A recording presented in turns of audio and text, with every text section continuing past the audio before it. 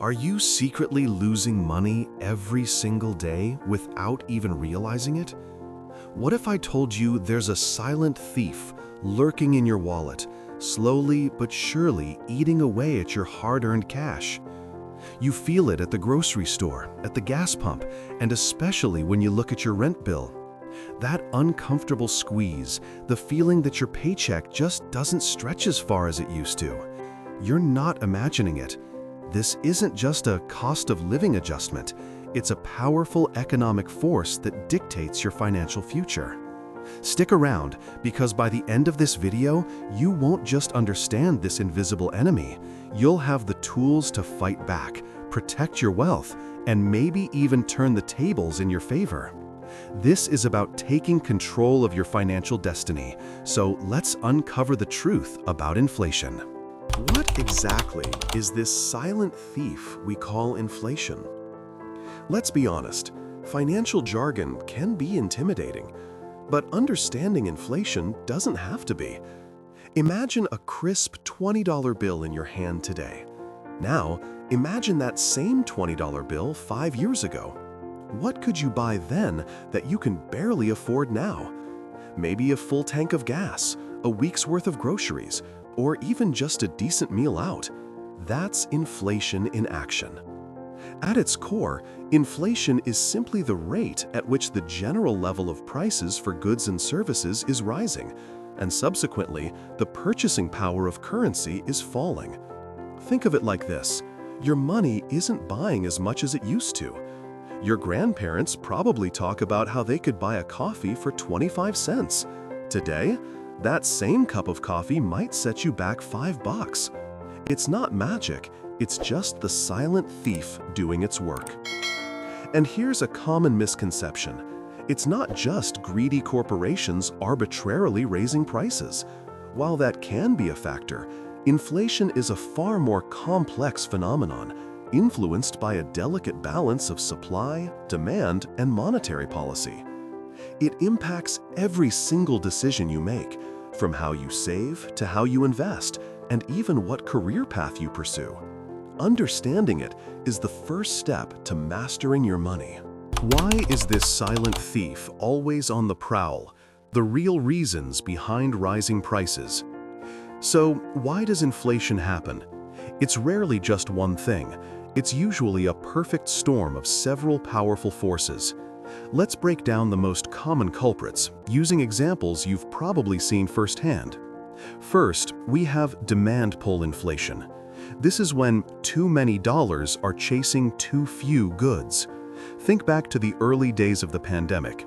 Everyone was stuck at home, suddenly wanting to upgrade their home offices, buy gaming consoles, or just order more online.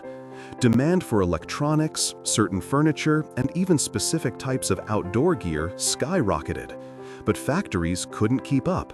The supply of microchips, for example, couldn't match the exploding demand for new cars and computers. What happens? Prices go up. It's simple supply and demand, playing out on a massive scale. Next up, cost push inflation. This happens when the cost of producing goods and services increases, forcing businesses to pass those higher costs onto you, the consumer. Imagine the price of oil suddenly jumps. That affects the cost of gas for your car, but it also increases the shipping costs for every single item on the shelves at your favorite store. The ingredients for your morning coffee, the raw materials for your phone, the packaging for your food. If the cost to make or move any of those things goes up, guess who eventually pays for it? That's right, you do. Then there's built-in inflation, often tied to expectations. This is a bit more psychological. If everyone, workers and businesses alike, starts to expect that prices will rise in the future, they act accordingly. Workers demand higher wages to keep up with the rising cost of living, which is totally understandable. But then, businesses facing higher labor costs have to raise their prices to maintain their profit margins.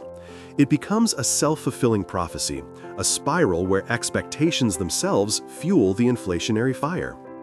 And finally, the one everyone loves to point fingers at: too much money in the economy. This usually involves governments and central banks. During times of crisis, like the COVID-19 pandemic, governments might inject trillions of dollars into the economy through stimulus checks, unemployment benefits, and other spending programs. The goal is to prevent economic collapse.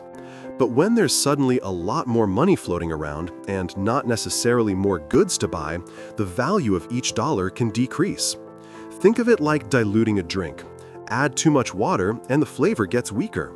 Some economists argue that these massive stimulus packages directly contributed to the inflation we've seen recently. We've seen extreme versions of this in places like Zimbabwe or Venezuela, where people literally needed wheelbarrows full of cash just to buy a loaf of bread. If you're already finding these insights valuable, hit that like button. It helps us bring more crucial financial knowledge to people just like you. How do we measure this sneaky thief, and why the numbers don't always feel right?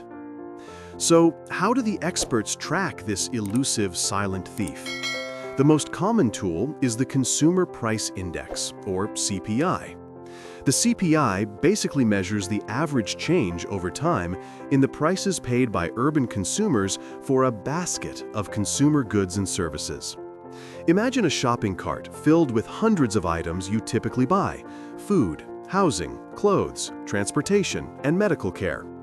The government tracks how the price of that exact basket changes over time. If the basket cost $100 last year and $103 this year, that's a 3% inflation rate. Sounds straightforward, right? But here's the kicker. The CPI often doesn't feel right to you. Why?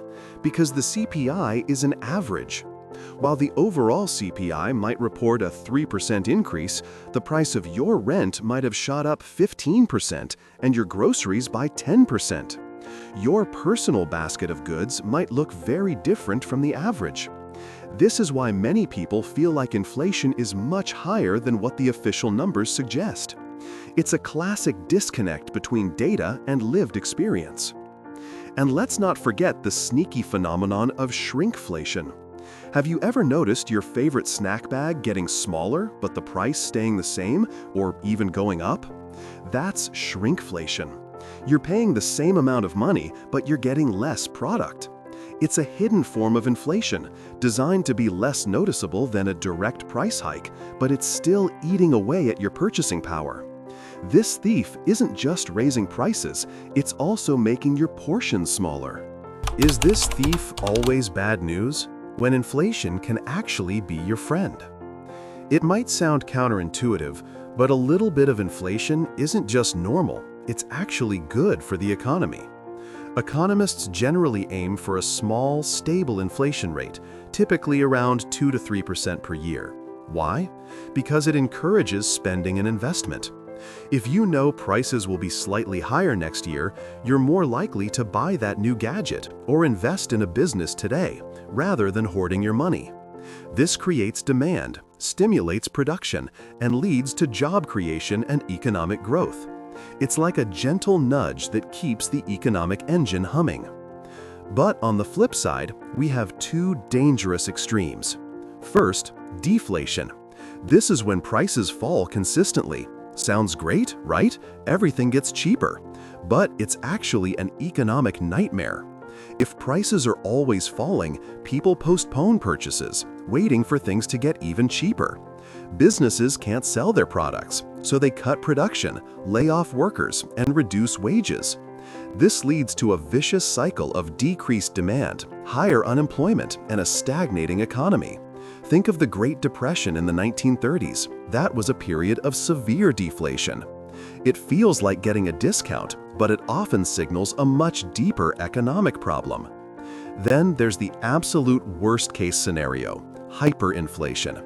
This is when prices skyrocket out of control, sometimes by hundreds or thousands of percent in a single month. Money becomes almost worthless. We've seen haunting images from countries like Weimar Germany, Zimbabwe, or Venezuela, where people needed literally wheelbarrows of cash to buy groceries, or used banknotes as wallpaper because they were cheaper than actual paper. Hyperinflation destroys savings, shatters trust in the currency, and can lead to complete societal breakdown. Protecting yourself from the silent thief. your guide to fighting back. So, how do you protect your hard-earned money from this silent, relentless thief? Here's the most crucial lesson you'll learn today. Simply saving cash in a piggy bank or a low-interest savings account is a losing game. With inflation at 3%, your $1,000 will effectively only be worth $970 in real purchasing power next year. You're literally watching your money disappear, bit by bit, without doing anything. The best defense against inflation is a strong offense: investing. You need to make your money work harder for you. Imagine you, your best friend, and your neighbor each started with $1,000 10 years ago, with an average inflation rate of 2% per year. You, conservative and cautious, put your $1,000 in a savings account, earning a generous 1% interest. After 10 years, your $1,000 is now $1,105. But after factoring in inflation, your real purchasing power has decreased by $106. You actually lost money. Your best friend invested $1,000 in gold, which historically has returned about 6% per year. After 10 years, their $1,000 is now $1,791. Even after inflation, their purchasing power increased by about $484, a solid win. Your neighbor, a bit more adventurous, put $1,000 into a broad stock market index fund, which historically averages around 10% annually. After 10 years, their $1,000 is now $2,594. After inflation, their purchasing power increased by a whopping $1,287. That's the power of investing to beat inflation. What are some smart investment options to consider? Stocks and index funds/ETFs. These allow you to own a piece of profitable companies. Historically, the stock market has consistently outperformed inflation over the long term. Index funds and ETFs are great for beginners because they offer diversification across many companies, reducing your risk. Real estate. Owning property or investing in real estate investment trusts (REITs) can be an excellent inflation hedge. Rents and property values often rise with inflation. Commodities. Gold and other precious metals are traditional inflation hedges because their value isn't tied to a specific currency. Tips: Treasury inflation-protected securities.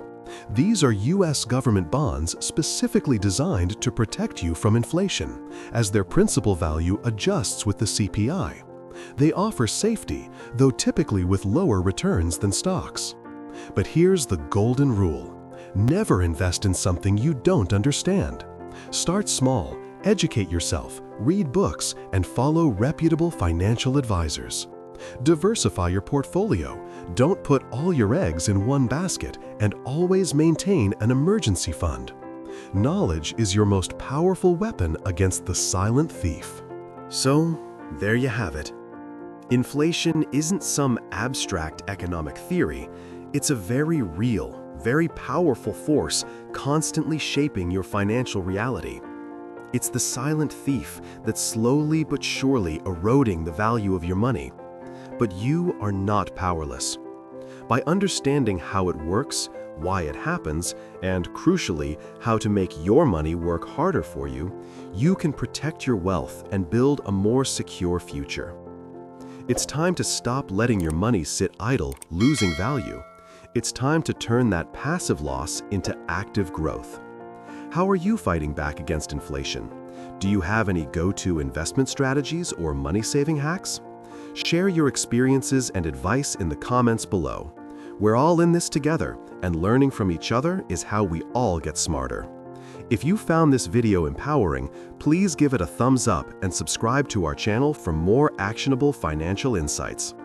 Don't let the silent thief win. Your financial future is worth fighting for.